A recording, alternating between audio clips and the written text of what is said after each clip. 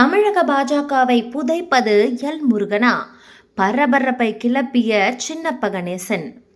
தமிழக அரசியலில் பாரதிய ஜனதா கட்சி ஒரு விசித்திரமான பாதையில் பயணித்துக் கொண்டிருக்கிறது. தாமரை மலரும் என்று மேடைக்கு மேடை முழங்கினாலும் நிஜத்தில் நடப்பது வேறோ என்ற கேள்வி எழுகிறது. தமிழக பாஜக என்பது ஒரு நம்பகத்தன்மையற்ற கட்சியாக மாறிவிட்டதா? அடிமட்ட தொண்டர்களை மதிக்க தெரியாத ஒரு கட்சி எப்படி தமிழ்நாட்டில் வேரூன்றும் என பல கேள்விகள் எழுகிறது. தமிழ்நாட்டில் பாஜக வளராமல் இருப்பதற்கு சங்கி முத்திரை அல்லது வட இந்திய கட்சி என்ற இமேஜ் தான் காரணம் என நினைத்தால் அது தவறு. உண்மையான காரணம் பாஜகவின் மேல்மட்ட தலைமைக்கும் திமுகவிற்கும் இடையே இருப்பதாக கூறப்படும் அண்டர் டீலிங் தான் என்கிறார்கள் விவரம் தெரிந்தவர்கள். எல் முருகன் தமிழக பாஜகவின் தலைவராக இருந்தபோதே இந்த பேச்சுக்கள் பலமாக எழுந்தன. இப்போதும் கூட சன் டிவி போன்ற திமுக ஆதரவு ஊடகங்களில் எல் முருகனை பற்றி ஒரு சிறு அவதூறு செய்தி கூட வருவதில்லை. இது தற்செயலானதா அல்லது திட்டமிடப்பட்ட அண்டர் டீலிங்கா எனவும் சிலர் கேள்வி எழுப்புகின்றனர். ஒரு கட்சிக்காக அடிமட்ட தொண்டர்கள் ரத்தம் சிந்துகிறார்கள், வாலண்டரியாக வந்து ஆதரவு தருகிறார்கள். ஆனால் அவர்களை கட்சி தலைமை மதிப்பதில்லை.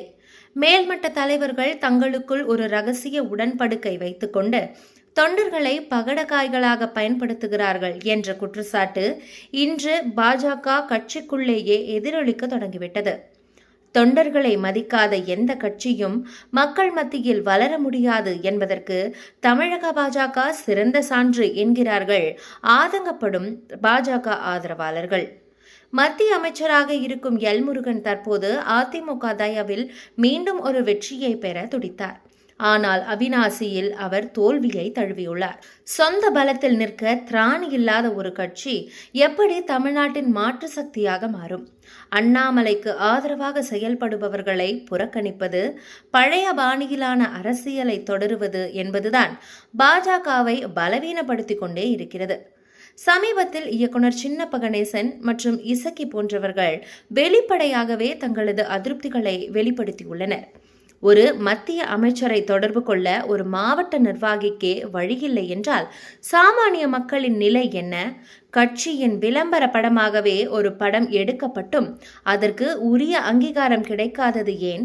அண்ணாமலை ஆதரவாளர்கள் திட்டமிடப்பட்டு புறக்கணிக்கப்படுகிறார்களா என அடுத்தடுத்து அதிரடியான கேள்விகளை முன்வைத்தார் இயக்குனர் Chinnappa Ganesan. Top to bottom வரை திமுகவோடு ரகசிய தொடர்பில் இருந்து கொண்டு வெளி உலகிற்கு மட்டும் எதிர்ப்பு அரசியல் நடத்துவது மக்களை ஏமாற்றும் செயல் இல்லையா? கொள்கைகளை தொண்டர்களை திரட்டும் கட்சி அவர்களை மதிக்க கற்றுக்கொள்ள வேண்டும். இல்லையெனில் தமிழகத்தில் பாஜகவின் வளர்ச்சி என்பது வெறும் கனவாகவே மாறிவிடும் எனவும் சின்னப்ப கணேசன் தனது ஆதங்கத்தை சமீபத்தில் கலந்து கொண்ட ஒரு பேட்டியில் வெளிப்படுத்தியிருக்கிறார்.